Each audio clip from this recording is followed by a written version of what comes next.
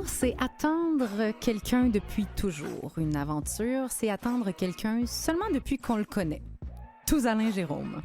Quand deux âmes s'appellent, l'univers conspire à les rapprocher. Daniel Nielsen. L'amour est un oiseau rebelle que nul ne peut apprivoiser, et c'est bien en vain qu'on l'appelle s'il lui convient de refuser. Bizet. Bonjour tout le monde, j'espère que vous allez bien en ces jours qui entourent la fête de l'amour tout court. Je l'espère que vous en profitez pour ouvrir votre cœur et vous en rapprocher. Et pour ce faire, attendre ou ne pas attendre, chercher ou ne pas chercher, là sont les questions. Est-ce que vous avez déjà été dans une recherche amoureuse, c'est-à-dire pas célibataire, assumé, désiré, ni non plus en couple? Dans ce moment où il y a un désir d'être en relation, mais que c'est pas là pour le moment, là. Si oui, comment est-ce que vous avez vécu votre expérience? Puis comment vous avez été reçu également des gens qui vous entourent dans cette recherche-là, dans ce moment-là précis de votre vie relationnelle? Est-ce que vous cherchiez ou vous attendiez d'attirer quelqu'un? Saviez-vous ce que vous vouliez ou vous saviez surtout ce que vous vouliez pas? Est-ce que vous cherchiez un sentiment à vivre ou une personne concrète? Est-ce qu'on le sait? Est-ce qu'il y a une différence aussi? On le sait pas. En tout cas, pas encore. On va peut-être le savoir dans 90 minutes, ça, qui sait. Comment cette recherche amoureuse est perçue dans notre société aujourd'hui? Est-ce qu'il y a vraiment des clés du succès ou des choses à éviter? Absolument. Comment clarifier ce qu'on veut et comment savoir si on l'a trouvé? On en parle aujourd'hui avec nos trois invités experts dans la matière, Marie-Soleil Cordeau, Jean-Sébastien Marsan et Chantal Brault. Bienvenue à On est tous des humains. Marie-Soleil, comment vas-tu? Très bien.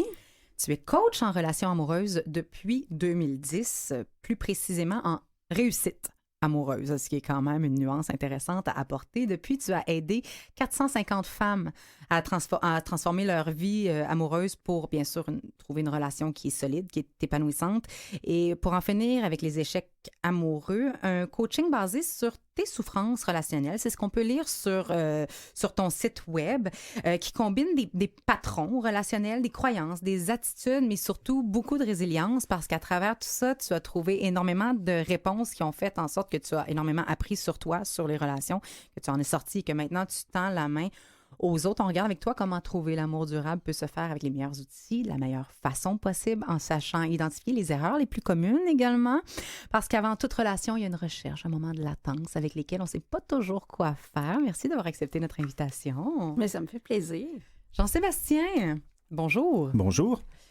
Ancien journaliste, tu as fait tes études en journalisme, adjoint à la direction générale et directeur des communications chez l'UNEC, l'Union des écrivaines et des écrivains québécois. Tu as très bien tu portes très bien ces deux chapeaux simultanément, entre autres en co-écrivant le livre « Les Québécois ne veulent plus draguer et encore moins séduire », qui peut nous indiquer une part de responsabilité des hommes et des femmes, respectivement, dans les difficultés rencontrées lors de la quête amoureuse. Tantôt, on t'a nommé de sociologue de l'amour. J'ai trouvé ça beau, je l'ai pris en note, mais ça vient pas de moi. On salue Catherine Bourderon à la recherche. Et en fait, on parle des hommes qui n'avancent plus vers les femmes et les femmes qui ne se laissent plus approcher. C'est l'histoire de la poule ou l'œuf qui s'applique ici. On y apprend que le Québec a ses spécificités également, savoir si la séduction est partie intégrante de la quête amoureuse ou non pour nous et quels moyens sont privilégiés pour trouver l'amour ici et maintenant au Québec en 2020. Merci d'être là. Ça me fait plaisir. Chantal, bonjour. Bonjour. Tu es une néosexopédienne, soit une spécialiste du savoir-être et du savoir-faire sexuel. Néo qui pense aussi à une nouvelle sexualité.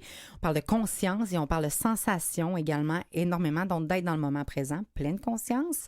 Animatrice, formatrice, blogueuse, chroniqueuse, conférencière et auteure de 8 ouvrages. Il y a 9, j'en ai manqué un entre-temps, mais écoute, t'inclus-tu l'évolution de l'amour là-dedans? C'est le 9e. C'est ça. La spécialiste que tu es, tu as joué le jeu dans ce livre-là avec la thérapeute Stéphanie Thibault qui décortique ta vie amoureuse. Exact. Tu as 4 enfants.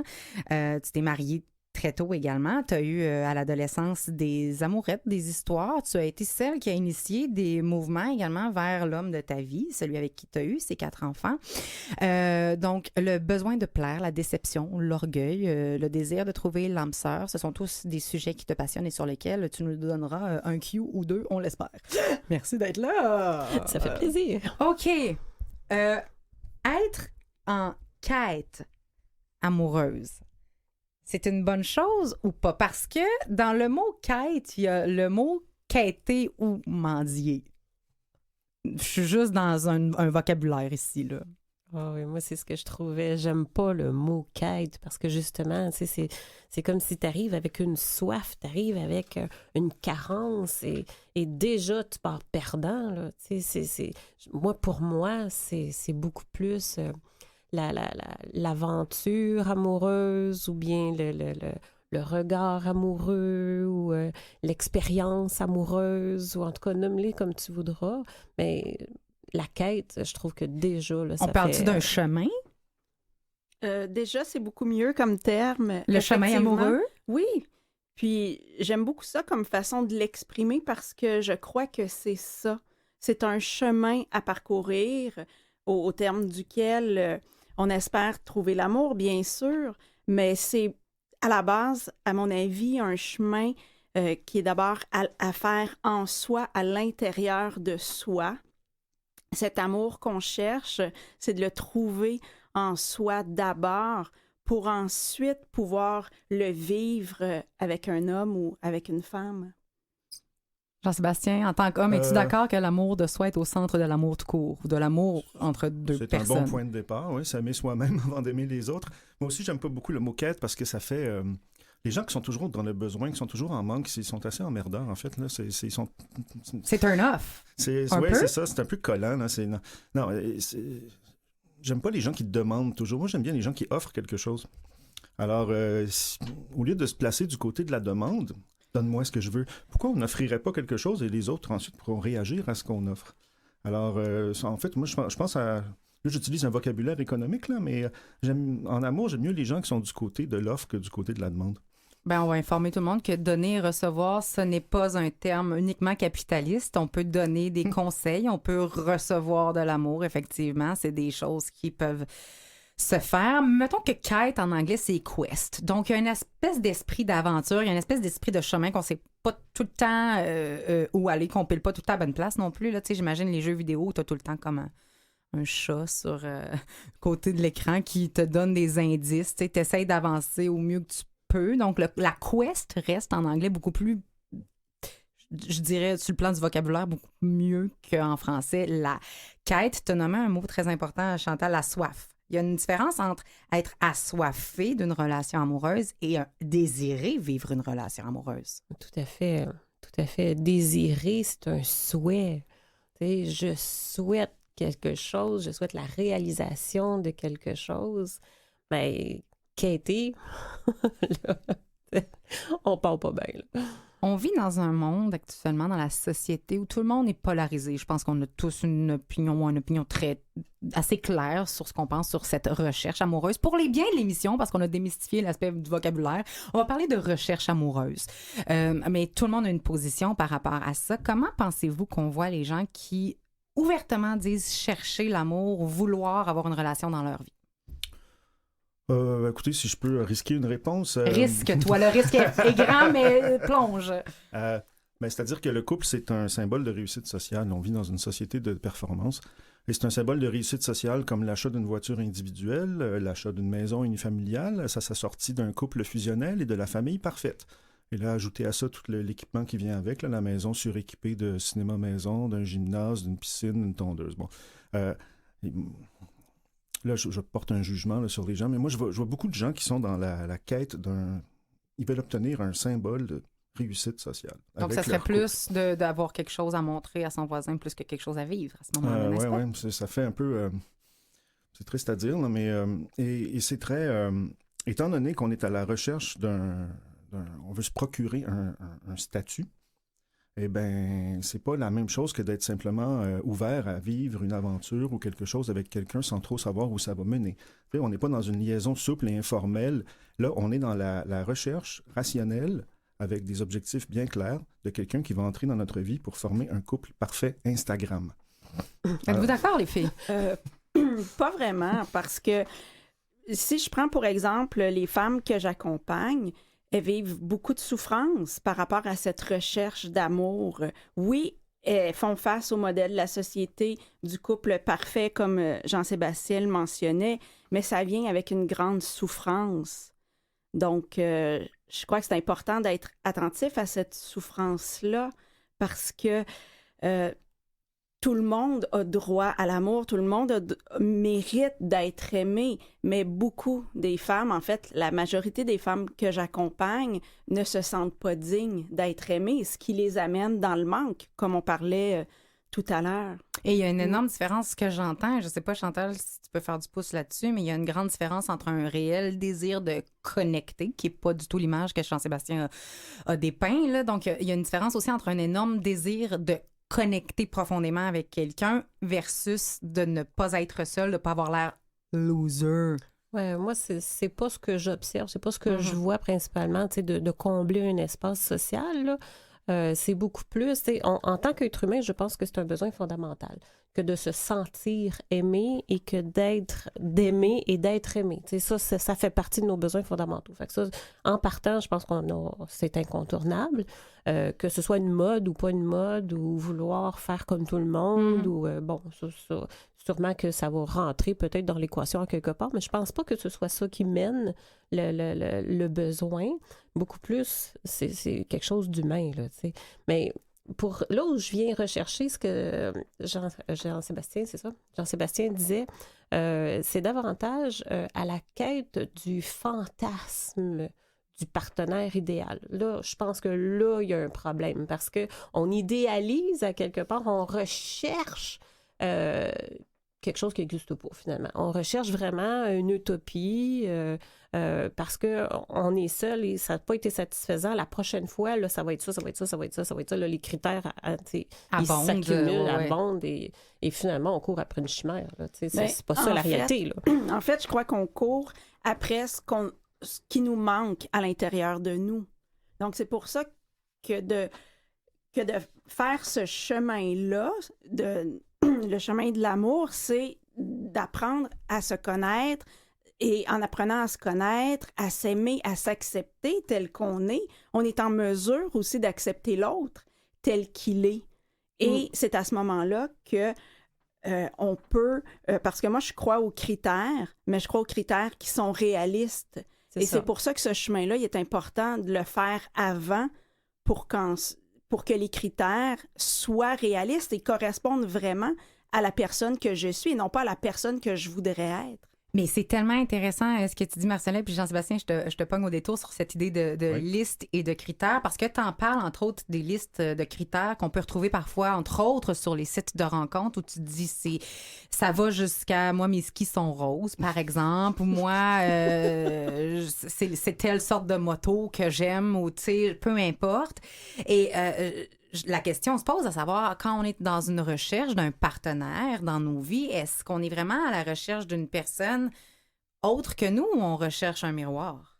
Ben, dans les sites web de rencontres, ce que j'ai beaucoup vu, moi, c'est des gens qui sont à la recherche de leur clone. Ils sont à la recherche d'un individu qui est exactement comme eux ou comme elle. Et ça n'a aucun sens. Si on peut pas... les gens font des longues listes d'épiceries. Je veux quelqu'un qui aime le plein air, je veux quelqu'un qui aime les voyages, je veux quelqu'un qui aime les restaurants. En fait, ils sont en train d'énumérer tout ce que ces gens-là aiment. Et ils ne trouveront pas l'équivalent chez quelqu'un d'autre. C'est pas une ouverture vers les autres, c'est simplement un monologue. Mais c'est une façon de se sentir en sécurité, de rechercher un clone de soi. C'est une façon de rechercher la sécurité aussi parce que l'inconnu fait peur.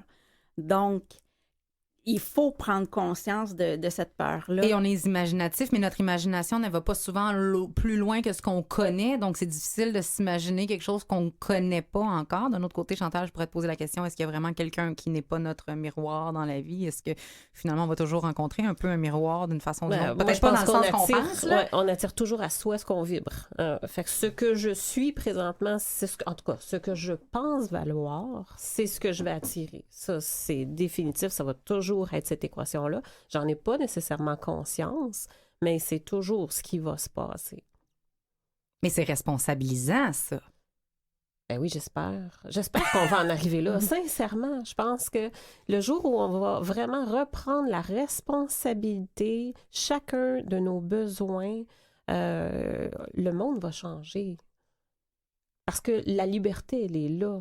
La satisfaction, elle est là. Elle est dans la responsabilisation, là. Oui. J'ai l'impression que Je t'écoute.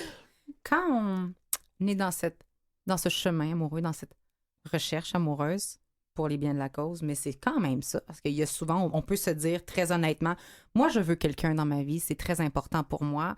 Je décide que je suis officiellement dans un désir d'attirer à moi une relation satisfaisante. C'est ce que j'appelle recherche amoureuse ici. Est-ce que c'est actif ou c'est passif, ce processus-là? En anglais, on dit chase ou attract. Tu sais, est-ce que tu cours après ça activement ou tu attires ça assez passivement, toi? Jean-Sébastien, c'est assez clair pour toi. C'est-à-dire, le meilleur manuel de drague qui a été, publié dans l'histoire de l'humanité, ça s'appelle le Kama Sutra. Sans blague. C'est pas juste un livre sur des positions sexuelles. Le Kama Sutra, ça couvre tous les aspects des relations amoureuses, de la rencontre jusqu'au divorce. Et il y a une phrase qui m'a frappé là-dedans, c'est écrit « Rien n'arrive de bien à quelqu'un qui ne fait rien ». Alors, oui, c'est sûr. Ça t'a parlé, ça, clairement. Je vois pas encore comment on peut attirer quelqu'un en ne faisant rien. Il faut provoquer des situations, il faut prendre des risques. À la limite, sortir de chez soi ou... Ça aiderait aussi, oui, sortir. Il faut faire des erreurs. En fait, il faut fonctionner par essai et erreur. Il faut apprendre de ses erreurs. Il faut avoir le souci du travail bien fait, puis aussi être capable d'encaisser la critique. Alors, c'est pas facile. Ça demande des efforts et c'est peut-être là que le bas blesse. En fait, on n'a pas envie de faire des efforts. On aimerait... Je pense que le fantasme amoureux québécois total, c'est de sauter l'étape de la rencontre pour arriver direct au couple. Ça, là, il y a tellement de gens qui aimeraient ça faire ça. Les rencontres sont toujours... Qu'est-ce qu'on veut vraiment sauter dans cette rencontre-là? Ben, tout le travail bon, il faut faire des démarches. Par exemple, on peut utiliser des intermédiaires comme les applications de rencontre, ou bien il faut achaler ses amis en disant « Hey, pourrais-tu me présenter quelqu'un? » Ou bien il faut se donner la peine de sortir et dépenser une tonne d'argent en cocktail. Bref. Tout ça, c'est des efforts et le résultat est toujours incertain. On ne sait pas où ça va. Donc, le risque, peut-être qu'on voudrait passer le risque, la prise de risque? Ben oui, là, les gens ont peur du rejet, ont peur de ce que les autres vont penser, ils ont peur de ne pas être à la hauteur, ils ont peur de tout. Et oui, le fantasme total. Et on les comprend parce qu'on vit dans un monde parfois cruel, on va se le dire. Ça peut être dur, oui. Pour toi, Marie-Soleil, c'est actif, mais peut-être pas dans le sens où on pense. C'est-à-dire qu'il y a des choses qu'on peut faire qui ne sont pas toujours dans le chasing clair de l'autre, tu sais. Bien, tout à fait. Moi, je suis plus dans la philosophie d'attirer. Pour moi, c'est pas être passif, c'est plus de focusser sur soi, sur son bonheur. Donc, de faire des activités, mais de faire des activités qui nous plaisent, qu'on a envie de faire, qui nous amènent dans la joie, qui nous amènent dans le bien-être. Je ne crois pas qu'il faut se forcer à faire des choses qui nous parlent pas, dans lesquels on se sent pas bien.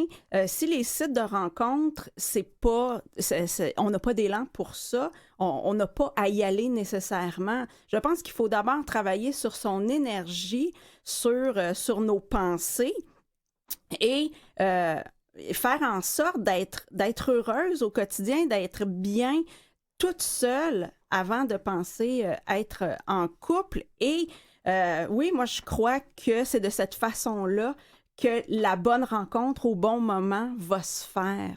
Mais il ne faut pas penser comment je pourrais dire que c'est de la magie, tout ça, parce que être heureuse au quotidien, faire son propre bonheur, c'est beaucoup de travail. C'est beaucoup de travail et ça n'implique pas d'abandonner son désir et son souhait non plus. L'intention d'être en relation peut demeurer à travers ce travail-là. C'est pas l'un ou l'autre, c'est pas nécessairement tout le temps une ligne du temps claire et définie, là. J'imagine qu'il peut y avoir du chevauchement, là, on peut dessus. Moi, je suis d'accord avec ce qu'elle dit. Je me positionne aussi plus dans attirer à soi, mais encore là, pas dans la passivité. Puis ça veut pas dire que, OK, j'attire, donc je m'assieds sur mon steak puis j'attends. Là.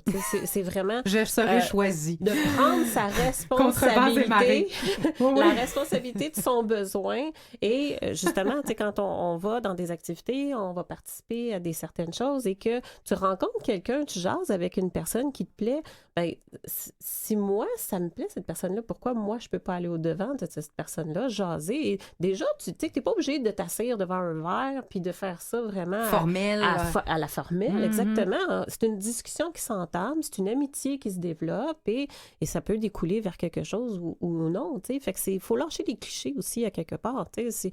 C'est quoi la recherche active? Ben, c'est ça. C'est dans le fond, c'est en relation avec soi, d'abord, Est-ce que je suis bien avec moi-même? Est-ce que je suis en carence? Justement, je vais être en quête pour aller combler un manque affectif. Ou bien, au contraire, je vais rencontrer des gens, je suis à l'aise avec cette personne-là, c'est plaisant, je vais commencer à discuter, puis on développe des amitiés, puis peut-être que ça peut dériver vers autre chose. Fait que c'est de garder une ouverture. Jean-Sébastien? Il y a quelques années, j'avais eu la curiosité de vérifier s'il y avait des études scientifiques sur comment les gens se rencontrent. En fait, il n'y en a pas beaucoup. C'est quelque chose de très peu étudié. C'est ça? La sociologie, des vrais sociologues qui s'intéressent à l'amour et au couple, il y en a très peu. Et il y avait les quelques enquêtes que j'avais trouvées convergeaient. C'est-à-dire, le premier moyen, le plus utile, le plus efficace pour rencontrer quelqu'un, c'est de solliciter son réseau d'amis. Internet arrivait en deuxième position. C'était des études européennes, américaines, canadiennes. Et si on sollicite notre réseau, si on a un réseau d'amis faible, limité... Ou de très longue date qui finalement ne sauvent pas beaucoup, par exemple. Oui, c'est ça. C'est là que le bas blesse. Et surtout, si on n'a pas le réflexe si on n'a pas la mentalité, les amis de mes amis sont mes amis, là aussi, on limite beaucoup les rencontres. Mais si on a un réseau amical assez développé puis qu'on prend la peine d'inviter des amis, bien là, les possibilités de rencontre deviennent de plus en plus nombreuses. J'ai tellement de questions à vous poser. De savoir si quand on cherche, on opte pour une recherche qui est sérieuse, assumée, dirigée, ou plutôt légère, avec ou sans attente. Savoir aussi si on sait ce qu'on cherche ou si on sait ce qu'on veut pas davantage, parce que je pense qu'il y a certaines personnes qui sont plus d'un côté que de l'autre. Est-ce que c'est nécessaire de savoir exactement ce qu'on veut ou de commencer à se défricher le chemin avec ce qu'on veut pas? C'est suffisant. Je vais continuer à vous poser mes questions. On va prendre le temps d'y réfléchir pendant cette petite pause musicale. La recherche de l'amour, le chemin de l'amour relationnel, on va l'appeler comme ça, c'est ce dont on parle aujourd'hui. On est tous des humains avec nos invités Marie-Soleil Cordeau, Jean-Sébastien Marsan et Chantal Brault. Et à venir, plusieurs autres questions, mais aussi des vrais ou faux sur certaines croyances, des mythes, des préjugés qu'on peut avoir. Ça va être bien intéressant. Dans la recherche amoureuse, est-ce qu'on sait ce qu'on veut ou on sait surtout pas ce qu'on veut pas ou ce qu'on veut plus? C'est une question? C'est une question. C'est une question claire. Je pensais que c'était une affirmation. Est-ce qu'on sait ce qu'on veut quand on est dans une recherche amoureuse ou on sait surtout ce qu'on veut pas ou ce qu'on veut plus? Ben, les deux. Je pense qu'on peut... comment je pourrais dire? On peut se fixer certains objectifs en fonction de ce qu'on recherche et puis aussi on peut écarter d'emblée tous les gens qui nous proposent des trucs qu'on n'a plus envie de refaire et qu'on n'a plus envie de vivre. Oui, les deux. Dont le type de relation. Avec l'autre, tu parlais de fusion à micro fermé parce qu'on parle énormément à cette émission quand les micros sont fermés. Chantal? Oui, ben c'est ça, ce que je voulais apporter, dans le fond, comme dimension, c'est ça, c'est quand que, c'est notre perception du couple qu'on peut avoir aujourd'hui, c'est que quand que je suis tout seul, quand je suis célibataire, je m'appartiens, mais quand je suis rendue en couple, ben là, c'est comme si je perdais mon identité et je devenais ce couple-là, tu sais, c'est comme s'il y avait une certaine fusion où l'individu n'existe plus, tu sais. C'est là où ça commence à faire peur, puis où on met plein de critères, où tu sais, on veut pas dépasser la borne parce que, mon Dieu, je veux plus me perdre, je veux plus ne plus exister, tu sais. Et en même temps, ben, je pense que on apprend à se connaître à travers chacune des relations qu'on va avoir, qu'elles soient d'amitié ou qu'elles soient amoureuses.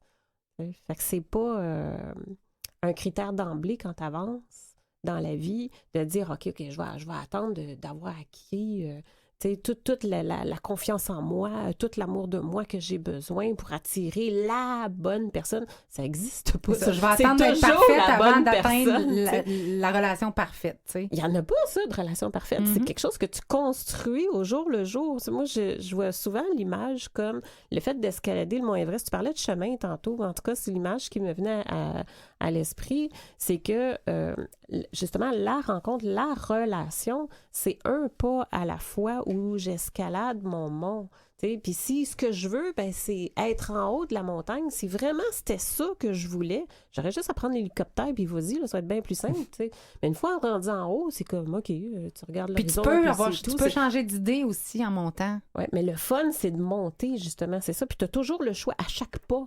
Est-ce que je mets mon pas en avant? Est-ce que je mets mon pas de côté? Est-ce que je vais contourner une roche? Est-ce que ça se peut que je change d'idée en cours de route? Fait que faisons-nous confiance. C'est toujours la bonne personne à ce moment-là, parce que c'est là où je suis rendue, et chaque relation va m'aider à faire un pas en avant davantage et à apprendre à me connaître. Mais pour en arriver là, pour faire ce que tu décris, Chantal, il faut être dans la conscience, dans la pleine conscience Oui. de ce qu'on est, de ce qu'on ressent, des peurs qui surgissent, sinon c'est pas possible. Exact, c'est vrai. Donc, la Tout à fait. perception de ce qu'est un couple va jouer sur la façon dont on va chercher ou pas ce couple dans nos vies. Est-ce qu'il y a d'autres caractéristiques d'un individu qui peut jouer sur cette recherche-là et la façon dont elle est menée? L'estime de soi, là, on en a parlé de ça. On parle de peur, on parle de désir. Mais en fait, je pense qu'il faut être ouvert à la découverte, puis cesser d'avoir peur de souffrir, parce que c'est le plus grand frein au niveau des relations amoureuses, cette peur de la souffrance, d'avoir mal, parce que tout le monde a expérimenté des peines d'amour. Certains ont vécu des peines d'amour beaucoup plus douloureuses et personne veut revivre cette douleur-là. Volontairement, les critères, ça, hein? D'où les Ouais. critères, en fait. On met plein de critères parce que c'est ça, on veut pas souffrir. On veut pas avoir mal, fait qu'on veut contrôler la situation pour pas être blessé. Mais c'est impensable. Au contraire, on avance et on apprend à se connaître à travers ces difficultés-là. Là. Vous avez tous écrit et parlé sur le sujet. Et comme tu as ouvert la porte très grande, Marie-Soleil, je vais vous la poser immédiatement, la question. Selon vous, choix de réponse.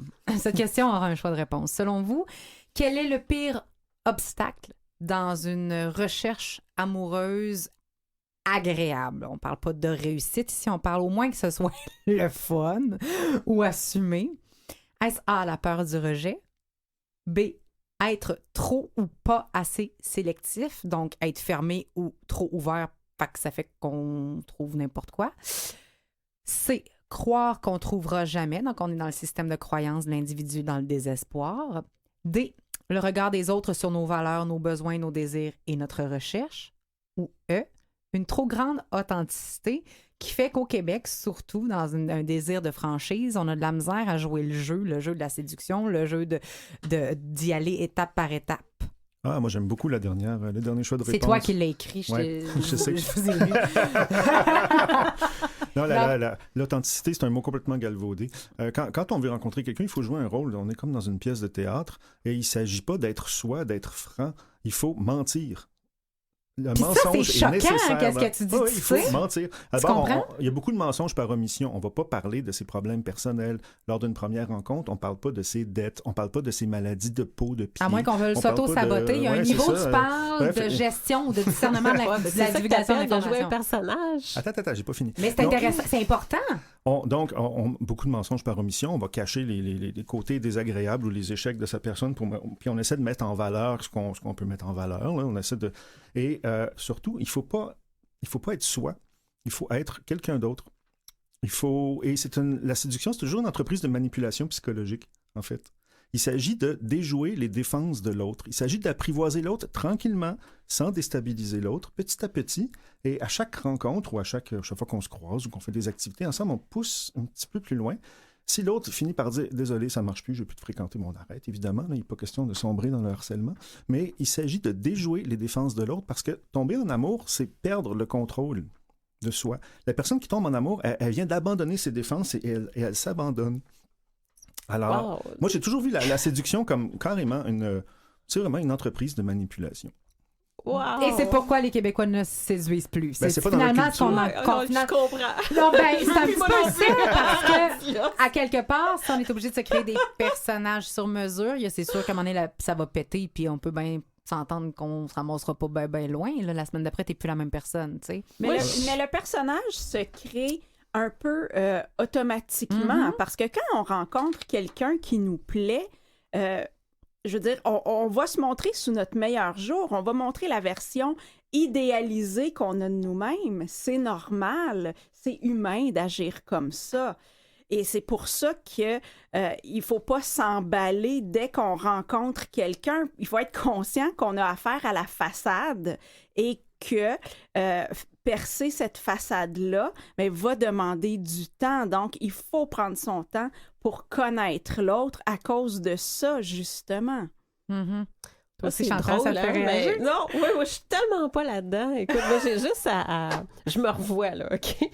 Je me revois dans ma propre recherche, ou même pas, j'étais même pas en recherche en tant que telle. Ah non, toi, tu l'as spoté, t'as dit viens danser, puis ça a fini là. Moi, la façon que je vois ça, c'est au contraire, full authentique, parce que si t'es pas capable de m'accepter comme je suis, I don't need you, tu sais, j'ai pas besoin de toi dans ma vie, au contraire. Puis même, je vais être le genre de personne à provoquer ou à provoquer des situations ou à faire monter le caractère parce que je veux voir à qui j'ai affaire. Tu sais, moi, ça m'excite. Je trouve ça le fun, tu sais, de voir, bon, quelqu'un, y a-tu une colonne, y a-tu pas de colonne? Moi, je veux le savoir, tu sais, fait que je vais m'arranger pour poser la question et au contraire, tu vas savoir exactement qui je suis, là, puis si ça fait pas ton affaire, ben, garde, good, parfait, passe à côté. Moi, j'ai pas besoin de ça, tu sais, donc je suis pas en quête. Je suis là et on est en relation et si vraiment ça m'accorde, écoute, je me souviens une fois, j'étais dans une conférence, OK, j'assistais à une conférence et il y avait un monsieur qui donnait la conférence en avant et un bel homme, écoute, wow, extraordinaire, un beau charisme et tout. À la fin, je me suis dit, je suis mariée, là, OK? J'étais allée le voir, je lui ai dit, franchement, vous êtes tellement un bel homme avec une très belle énergie. Si j'étais célibataire, franchement, je vous aurais spoté. Là, franchement, là, j'aurais été vous voir. Et, qui était toute flattée que j'y ai dit et tout ça. Mais l'intention en arrière n'était pas d'aller chercher une aventure ou quoi que ce soit. Mais au contraire, c'est de s'occuper de ses besoins. Il n'y avait rien à gagner. C'était très gratuit, en fait. Ben, je pense qu'il y est là, le bas qui blesse à quelque part. C'est qu'on est dans cette quête, justement, où on cherche à tout prix à avoir un amour, à se faire aimer. Et c'est là où on joue le personnage et on cherche à se montrer sur notre plus beau jour et qu'à un moment donné, oui, c'est ça, il faut que la carapace finisse par se percer puis ça va prendre du temps, tu sais. Mais moi, je pense qu'une relation saine doit d'abord être bâtie sur l'honnêteté. Et vas-y avec ce que je suis, puis si ça te convient pas, ben va voir ailleurs, tu sais. Oui, Marie-Soleil. Je pensais que ça te faisait réagir, toi aussi. Oui, sauf que j'ai perdu mon idée. C'est pas grave. C'est pas grave, mais c'est intéressant parce que ça revient un petit peu à ce que tu disais au tout début, Jean-Sébastien, de donner sans attendre de recevoir. C'est ce que Chantal te fait en toute authenticité. Tu as juste donné un compliment, puis tu t'es pas attendu que cette personne-là te fasse des enfants. T'en as 4, c'est bien normal, c'est fait. Mais tu comprends qu'est-ce que je veux dire? Tu sais, ben c'est ça, pas d'attente. Il y a une gratuité dans les échanges, qu'elle soit femme-femme, homme-femme, dans les échanges humains, qui peut ouvrir des portes ou pas, mais on n'est pas tout le temps obligé d'avoir un but précis puis d'avoir un agenda. Parce qu'effectivement, quand notre objectif est de plaire à tout prix, ben on tombe dans un piège parce qu'on va toujours être obligé de faire et de faire encore plus parce que si on est dans ce schéma-là, il faut que je fasse pour être aimé, je peux pas plaire en étant qui je suis. Ben, c'est impossible que ça débouche sur une relation d'amour véritable où on peut être soi-même puis être accepté tel qu'on est par l'autre et vice-versa. Là. Puis en se rejetant de cette façon-là, ben c'est ce qui va arriver. On va finir par être rejeté. Fait que c'est jouer de personnage jusqu'à temps que ça arrive, finalement. Donc, entre manquer complètement d'authenticité et se dire, OK, j'ai 2 heures devant moi pour parler de mon histoire ou de ma personne avec quelqu'un, il y a aussi un choix intelligent à faire et qui veut pas dire qu'il est un mensonge ou qui veut pas dire qu'il est un personnage, simplement qu'on a cette façon de se présenter, comme on a dit, avec un désir clair de finir par tout dévoiler ou pas, en fonction de ce qu'on souhaite. Mais si les filles, je vous repose la question, quel est le plus grand obstacle pour vous deux? Est-ce que c'est la peur du rejet, être trop ou pas assez sélectif, croire qu'on ne trouvera jamais, le regard des autres dans notre recherche ou non-recherche, ou une trop grande authenticité? Qu'est-ce que vous diriez? Qu'est-ce que tu dirais, toi, Marie-Soleil? Je dirais que les 3 premiers choix de réponse sont très bons, mais de croire Donc, la peur du rejet, être trop ou pas assez sélectif et croire qu'on ne trouvera jamais, oui. Mais je pense que de croire qu'on ne trouvera jamais... De baisser les bras. De baisser les bras, ça ferme la porte à toute possibilité que ça arrive un jour. Parce qu'on se rappelle que qui ne fait rien n'a rien. C'était ça, le Kama Sutra? Rien n'arrive de bien à quelqu'un qui ne fait rien. OK. Donc, il y a une différence entre lâcher prise, laisser les choses aller, puis être présent, exister dans sa propre vie avec son désir, mais ou fermer la porte puis baisser les bras. Pour toi, Chantal, c'est quoi le plus grand blocage? Moi, je dirais que le deuxième. Être trop ou pas assez ouvert, sélectif. Ouais, trop de critères, pas assez de critères. En tout cas, moi, c'est ce que j'observe beaucoup là, avec les gens que j'accompagne.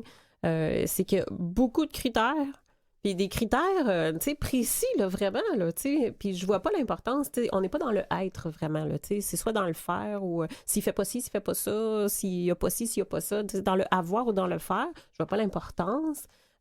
C'est beaucoup plus dans le être qui va faire la différence parce que c'est là où tu vas grandir. Fait que c'est là où on va se déclencher et c'est là qui va être ton reflet miroir. Fait que le restant, tout ça peut changer. Hein. Demain matin, ça peut tomber à l'eau. Là. Fait que si c'est là, puis c'est pas là demain, ça veut dire que je l'aimerais plus s'il l'a plus. Ça cause un problème. Là. Et les bases d'une relation durable sont dans l'être. Ben oui. Qu'est-ce que tu dis de ça, Jean-Sébastien? Je suis d'accord. Dans l'être. Ben Oui, c'est ça. Oui. Ben oui. Oui. La sélection, pour toi, être trop sélectif ou pas assez sélectif, est-ce que tu prônes une recherche dirigée, assumée, organisée ou tu prônes davantage une recherche ouverte, légère, sans attente? Tout dépend des circonstances, de ce qu'on veut dans la vie. Par exemple, il y a des femmes qui veulent vraiment tomber enceinte, qui veulent vraiment avoir un enfant. Bon, mais ils sont pas dans le même... c'est pas la même chose que d'avoir 60 ans puis de dire... on verra, qui vivra verra. Je vais rencontrer quelqu'un parce que j'ai envie de meubler ma solitude. C'est pas la même chose. Alors, mais pour moi, comment je pourrais dire, la recherche de l'amour, c'est pas... pourquoi faudrait-il absolument qu'il y ait un but? Moi, j'ai l'impression qu'on est toujours en recherche. Moi, je suis toujours ouvert à apprendre quelque chose, même me coucher moins con tous les soirs. Et... c'est tout en ton honneur. Ça te dit? Humblement, c'est l'objectif que je me suis fixé, être de moins en moins con chaque jour.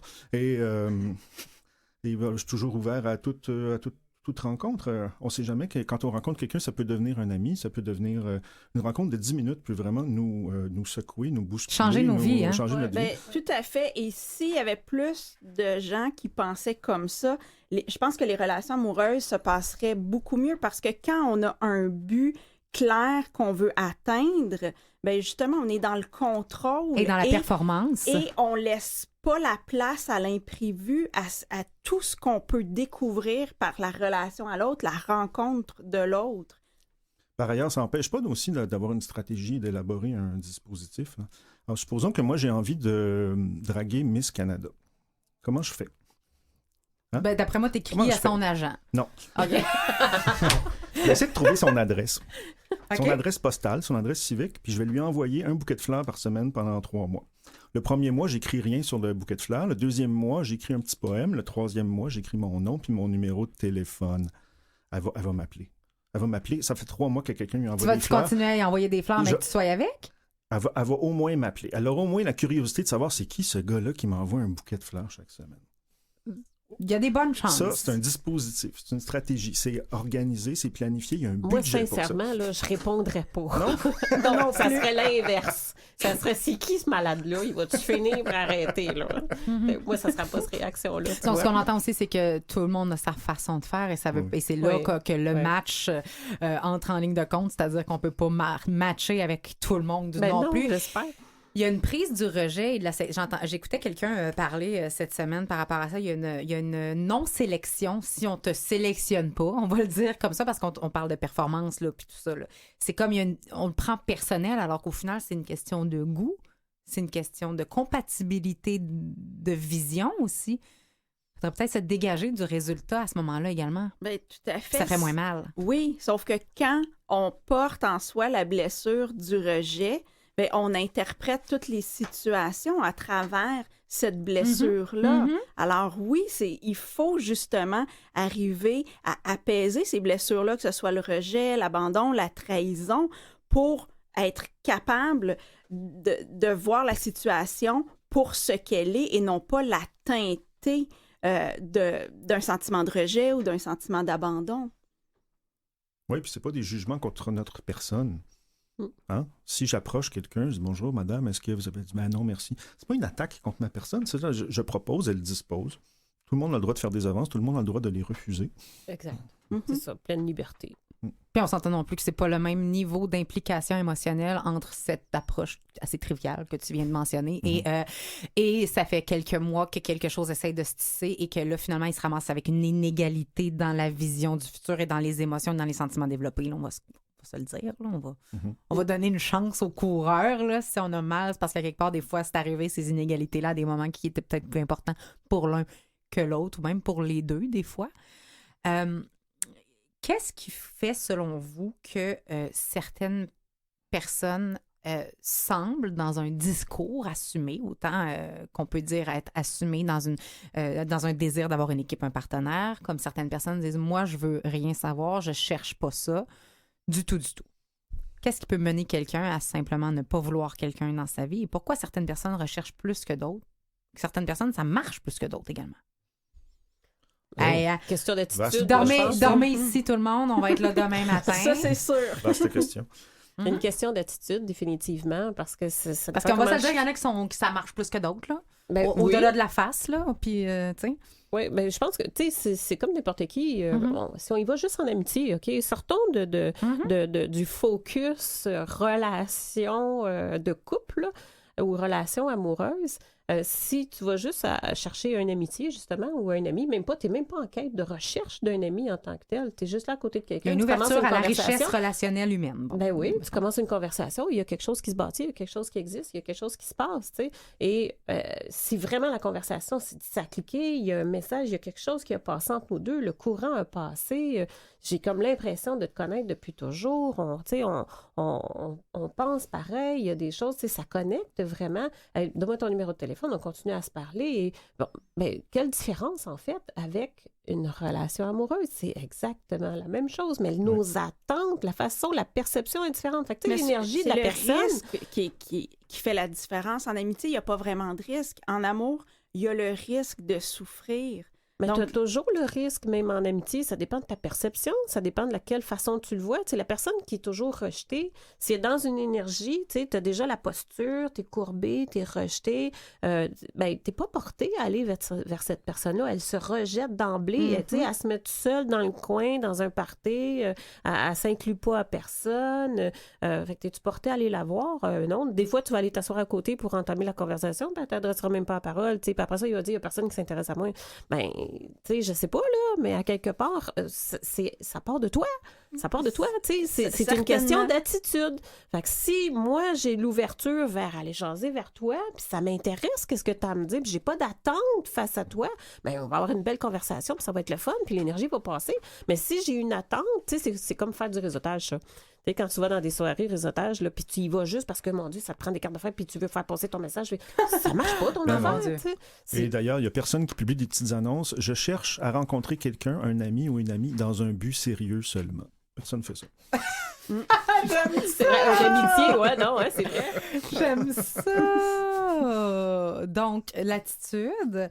et le risque, on en a parlé, donc être capable de prendre un risque, parce que ce risque-là, c'est vrai qu'on peut perdre un ami à tout moment, mais on a moins peur de ça. C'est comme si c'était moins dans notre spectre de possibilités. Est-ce que ça qu'est-ce qui expliquerait ça, nos douleurs passées? C'est dans notre ADN, c'est qu'on est... tu as parlé un peu de possession, on est plus possessif de nature, les humains, en amour qu'en amitié, malgré qu'il y a de la jalousie amicale, là, j'en ai vu, là. Mais en même temps, perdre quoi? Mais parce c'est ça tu la question. Quoi? Tu as possédé quoi de plus? Ça t'appartient pas. Tu sais, moi, en tout cas, le c'est la to make question you mine, là, ça me Mais en fait, c'est que la possibilité, par exemple, de perdre la relation, ça nous confronte à la perception qu'on a de nous-mêmes. Dans le sens que si j'ai la perception que je vaux rien, que j'en vaux pas la peine, si je suis quittée, ça vient valider ce que je pense de moi. T'as-tu raison? Tu penses-tu que quand j'ai peur de perdre la relation, c'est parce qu'à quelque part, je l'ai déjà perdue? Il n'y en a déjà pas de relation à quelque part. T'sais. Oui, mais non. Et on continue à parler des vrais ou faux en revenant de la pause, ça sera pas long. La recherche de l'amour, c'est ce dont on continue de parler pour la prochaine demi-heure à On est tous des humains avec nos invités Marie-Soleil Cordeau, Chantal Brault et Jean-Sébastien Marsan. Eh mon Dieu que ça jase, si on pouvait inviter tout le monde dans le studio, on en manquerait. On devrait faire des podcasts, rester live, qu'on manque pas une seconde de tout ce qui se dit, mais tout est dans l'équilibre un peu. C'est ce que je me rends compte dans nos propos. On parle encore d'authenticité, en dire j'ai telle ou telle chose, puis de décider de le dévoiler un temps convenable, parce qu'il y a aussi à savoir, est-ce que l'endroit où je me confie est un endroit sécuritaire? C'est des questions qu'on peut vérifier avant de tout lancer par la tête, mais tant et aussi longtemps que ce qu'on dit reste vrai, reste authentique, un discernement s'applique. Vrai ou faux? On tombe dans cette section que j'avais très hâte de vous poser comme question, c'est-à-dire qu'on entend plusieurs choses. Je pense que tout le monde a une idée plus ou moins fixe de comment devrait se dérouler une rencontre amoureuse ou dans quel contexte elle devrait se situer dans une ligne de vie d'un humain dit normal. Entendez-vous un petit peu mon ton sarcastique? Je veux juste le mentionner parce que d'un coup, c'était pas clair. Alors, vrai ou faux? J'ai tellement hâte. Vrai ou faux? En amour, plus on cherche, moins on trouve. Moi, je dis Vrai. Jean-Sébastien, pas game. Je sais pas. OK. Ni l'un ni l'autre. OK. Bien au contraire. OK. Dans le sens quoi? Dans le sens que plus on cherche, plus on a de chance de trouver. Toi, t'es très dans l'action, donc. Ben non, mais si on veut trouver quelque chose, il faudrait commencer par le chercher, de un. Mais évidemment, si on cherche trop, on a juste l'air de quelqu'un désespérément en manque d'amour, puis là, ça se retourne contre nous. Alors, c'est pour ça que je pense que c'est à la fois vrai et faux. Romy a dit ce que tu cherches te cherche aussi. Hein, cette idée de réciprocité. Est-ce que c'est vrai ou c'est juste réconfortant? C'est vrai. Moi aussi, j'y crois. Oui, d'accord. Je suis comme surprise, Jean-Sébastien. C'est de la bille! Moi, je trouve la phrase est jolie, oui. Ben, c'est Romy. Tu sais, c'est pas que j'ai un petit faible pour lui, mais j'ai vraiment un faible pour lui. OK, alors, vrai ou faux, il existe un bon timing. Et si c'est vrai, qu'est-ce que serait un mauvais timing? Qu'est-ce que serait un bon timing? Ça veut dire quoi, timing? Bon moment, un bon... Pour rencontrer? Oui. C'était pas le bon timing. Tu sais, t'entends souvent ça, là. C'était pas le bon moment. C'était pas le bon timing. Est-ce qu'il y a un bon timing? Moi, je dis que non. Je pense pas que ce soit une question de timing. Je pense que c'est une question de senti. Tout simplement. C'est pas le temps. Ça pourrait être diverses personnes différentes et ça pourrait faire l'affaire d'une certaine façon. Tu sais, je peux avoir plusieurs amitiés, je peux avoir plusieurs relations. Je pense pas que c'est une question de timing, parce que si ça arrive là, ben c'est parce que c'est là où je suis. Fait que, selon moi, c'est toujours le bon timing à quelque part, là. Ben, t'as raison jusqu'à un certain point. Par contre, quelqu'un qui sort, en fait, qui vient de traverser une rupture amoureuse, par exemple, je dirais que ça, c'est un très mauvais timing pour se rembarquer dans une relation amoureuse.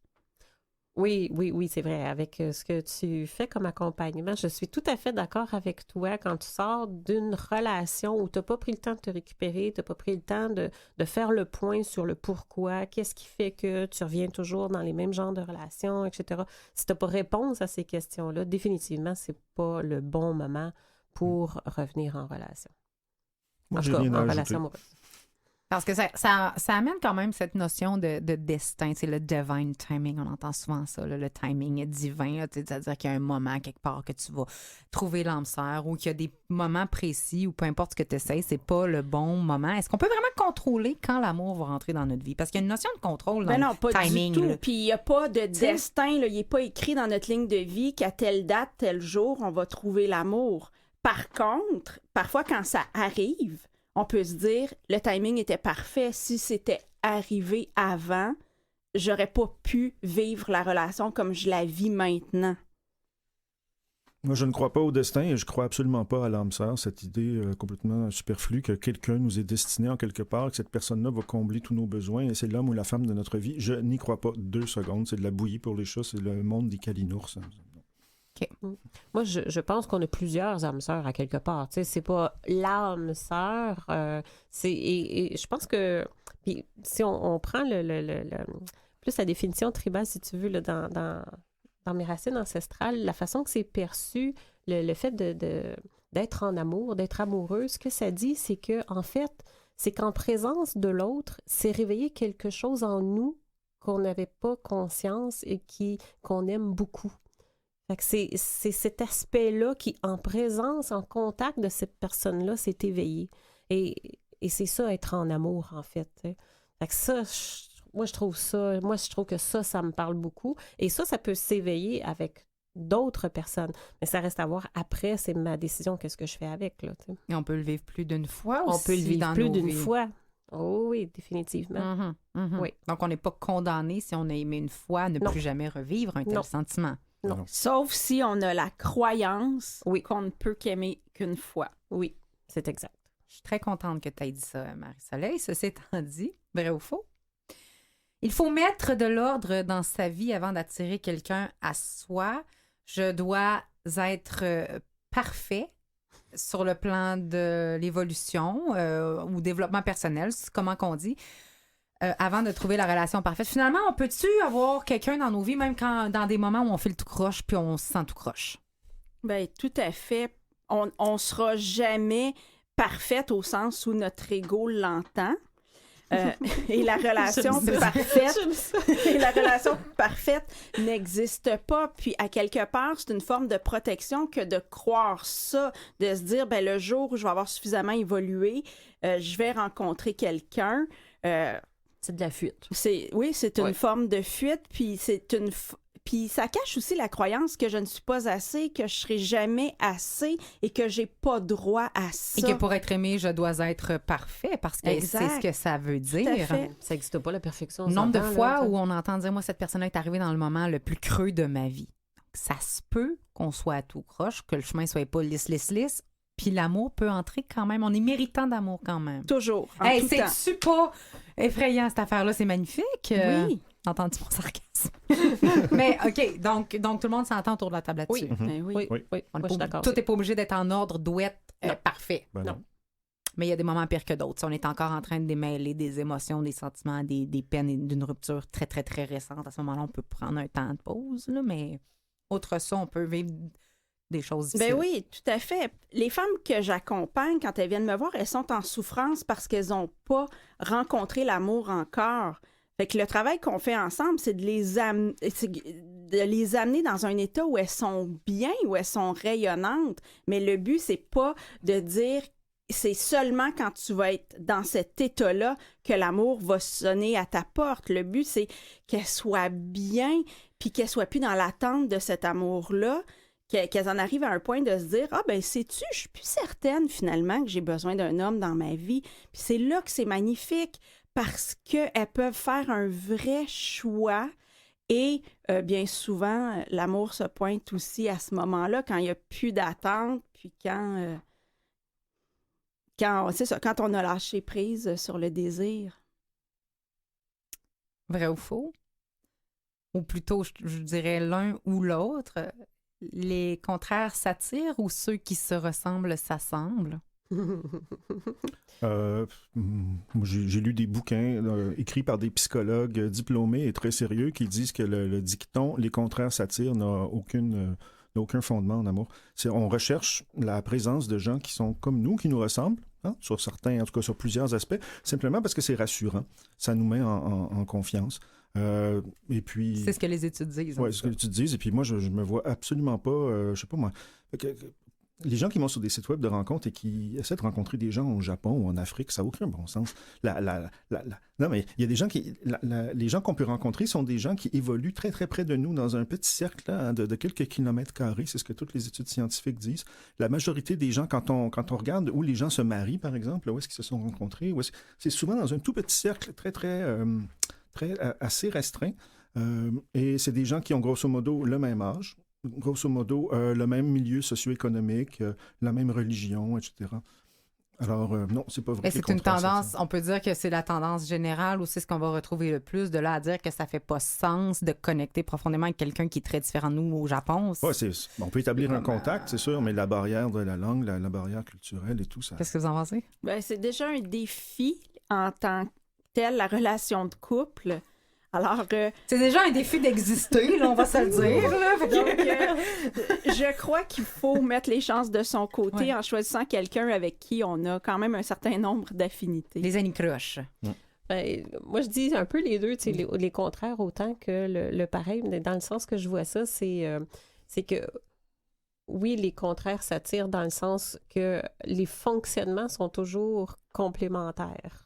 C'est quand on regarde le fonctionnement humain, fait que le fonctionnement va toujours être complémentaire. Tu n'auras pas tu vas avoir le bourreau, victime, juge, coupable. Tu vas toujours avoir sa tangente, puis ça va toujours être complémentaire. Fait que ça, dans ce sens-là, OK, oui, les contraires s'attirent, mais c'est vrai qu'on recherche une personne qui nous ressemble, qui a les mêmes affinités ou à peu près, ou qui va combler une partie du moins de nos besoins parce qu'on se ressemble, ou on pense pareil, ou on a les mêmes valeurs. Peut-être la vision, la perception du moins de ce qui vous unit, c'est-à-dire le couple ou la relation, déjà, ça serait peut-être important d'avoir une vision, de regarder à la même place, en tout cas, j'en perds mon crayon, de regarder à la même place, peut-être pour le reste, on arrime les choses. J'ai encore fait un trouble de langage, j'ai dit anicroche au lieu de atome crochu, mais c'est pas grave, je suis habituée, acrostiche à tout ça, je mélange tous les mots ici. Alors, donc une perception, une vision commune, bonne idée. Puis pour le reste, on peut s'ouvrir. Quels sont les... Parce que là, on y va dans... L'émission se termine bientôt et nécessairement, je pense à tout le monde qui sont dans une optique de trouver quelqu'un un jour avec ouverture, plaisir et sérénité. Est-ce qu'il y aurait des choses tout de même à éviter absolument si on ne veut pas se tirer dans le pied? Parce qu'on parlait d'auto-sabotage un petit peu tout à l'heure. Tu sais, bien beau l'authenticité, mais il ne faut pas non plus tout sortir nos crottes puis faire comme prends-le ou laisse-le. Mais tu sais, il y a un niveau de discernement à avoir. Est-ce qu'il n'y aurait pas des choses à éviter pour se donner un petit peu de chance? Ne pas puer des pieds. Avoir une bonne hygiène corporelle. Ne pas sentir là. Ben, ça serait... vous seriez surpris, hein? J'en ai vu beaucoup, moi, des hommes qui s'habillaient comme la chienne à Jacques là, pour un premier rendez-vous. C'était quoi le but de faire ça? C'est intéressant. Non, mais j'ai des gens qui n'ont pas conscience du tout.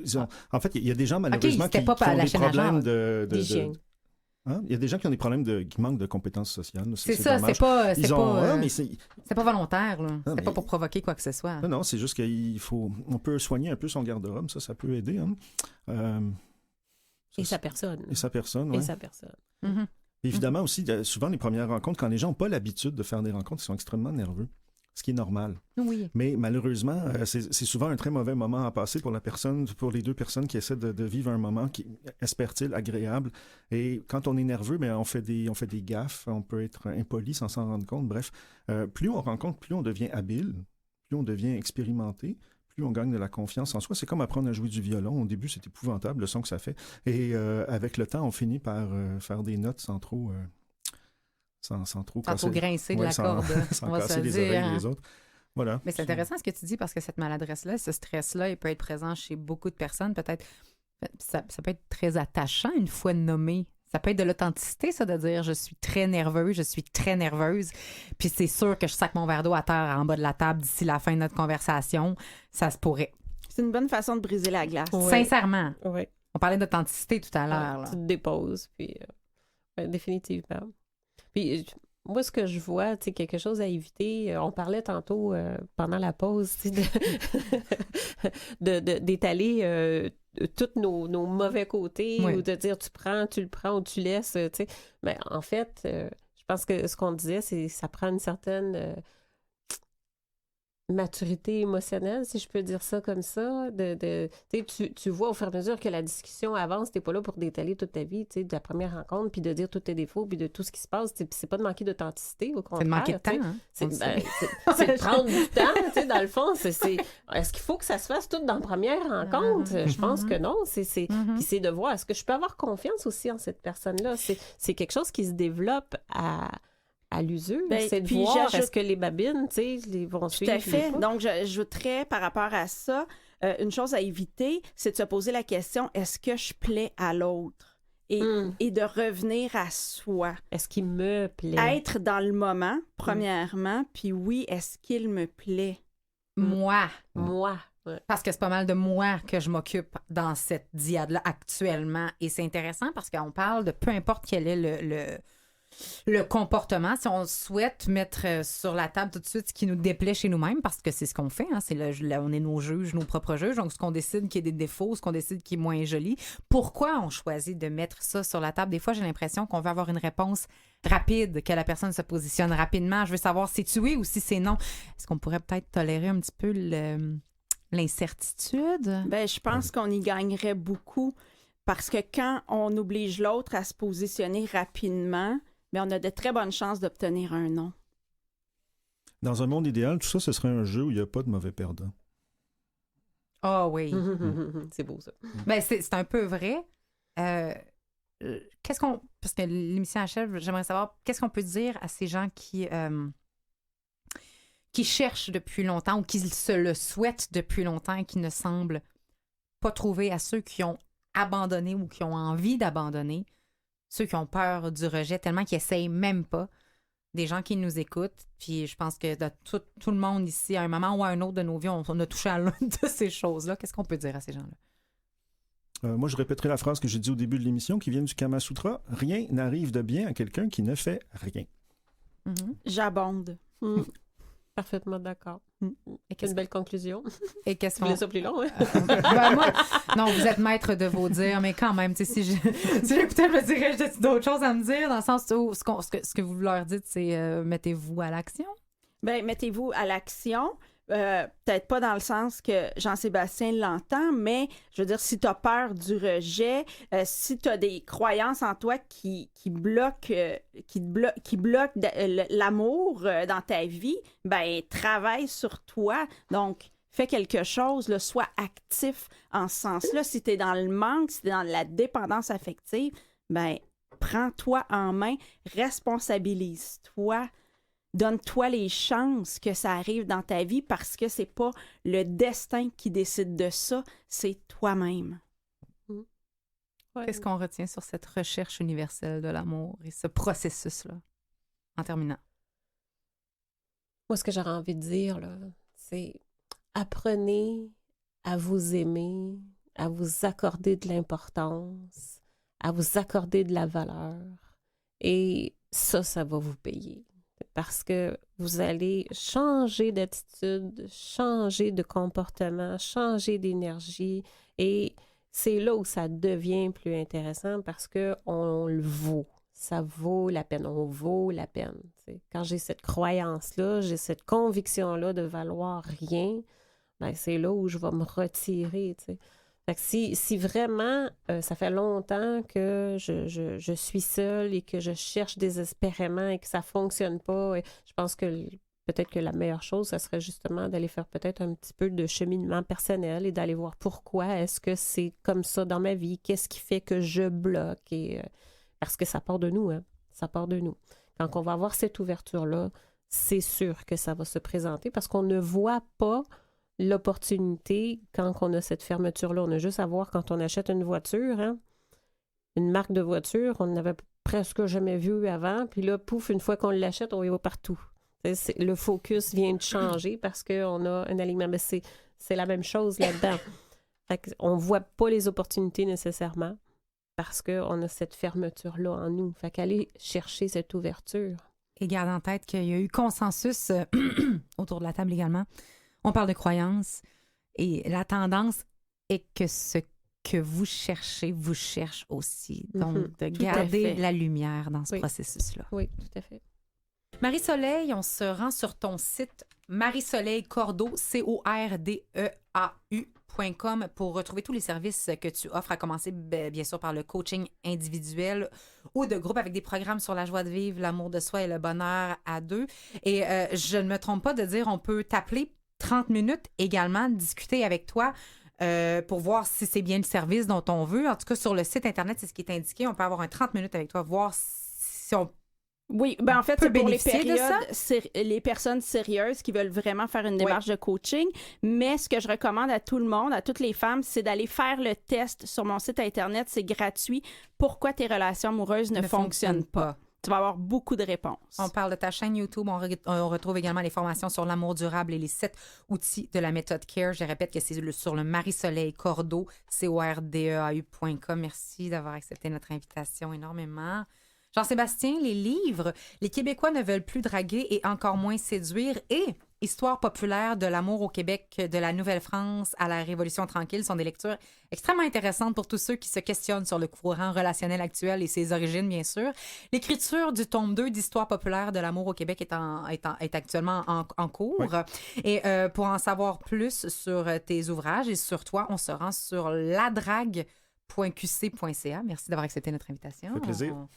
Chantal, actuellement, le programme Montée au 7e ciel est en roulement, mais il y a une prochaine cohorte qui est prévue le 4 mai prochain, alors que Vivre le 7e ciel, lui, commence plus rapidement, soit le 7 avril prochain. Tous les programmes articles pour écouter l'émission Plaisir d'amour dont tu es l'animatrice, tous les livres, les ateliers, dont l'atelier sensuel qui se déroulera le 29 février prochain à Laval. On se rend sur ton site internet chantalbrault, BRAULT.com et sur Facebook également, sur ta chaîne YouTube pour les chroniques néo-sexopédiques. Oui. En direct, un regard neuf sur le sexe tous les dimanches matins à 11h. Exactement. Merci d'avoir accepté notre invitation. Merci. Et en ces jours de l'amour tout court, c'est de même que je l'appelle, entourant la Saint-Valentin, il existe une différence entre aimer foncièrement une personne et aimer l'amour. Il faut, je crois, commencer par démystifier ça à l'intérieur de soi. Il y a un autre piège qui se présente quand on a désiré longtemps quelque chose, c'est que l'ennui s'installe une fois trouvé. Donc, attention ici à ne pas tomber amoureux de la quête elle-même, parce qu'on va être inconsciemment mené à incessamment la recommencer. Je remercie toute l'équipe, Jean-Sébastien à la Liberté en régie. Je remercie Catherine Bourderon à la recherche, Louis Garon à la coordination. Merci à vous trois d'avoir accepté notre invitation. Merci tout le monde. Passez une excellente Saint-Valentin. N'oubliez pas de vous aimer, puis accueillir l'amour aussi, ça fait du bien. Bonne semaine.